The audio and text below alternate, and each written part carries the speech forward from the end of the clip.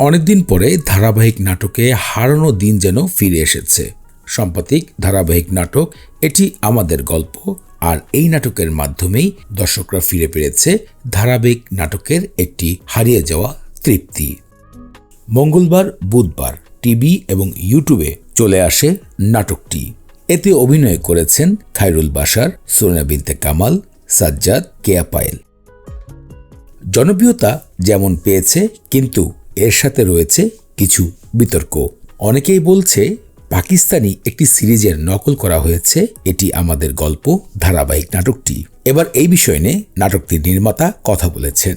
Pakistani series কাভি मैं कभी तुम এর সঙ্গে এটি আমাদের গল্প ধারাবাহিক নাটকের মিল খুঁজে পাওয়া গেছে, তবে নির্মাতা একে নকল বলে আপত্তি জানিয়েছেন। তিনি বলেছেন এটি একটি অনুপ্রেরণা হিসাবে আখ্যায়িত করা যায়। পরিচালক রাজ গণমাধ্যমে বলেছেন পাকিস্তানি সিরিজের সাথে এর কিছুটা অনুপ্রাণিত রয়েছে, যার ফলে ঘটনার কিছু বিষয় মিল খুঁজে পাওয়া যাচ্ছে। সাম্প্রতিক গল্পটি গণমাধ্যমে বেশ সাড়া ফেলেছে। ইউটিউবে নাটকটির প্রতিটি পর্ব লক্ষ লক্ষ কোটি কোটি ভিউ অর্জন করছে। এদিকে পাকিস্তানি সিরিজ কাভি मैं कभी तुम এই সিরিজে অভিনয় করেছেন ফাহাদ মুস্তফা, হানিয়া আমির।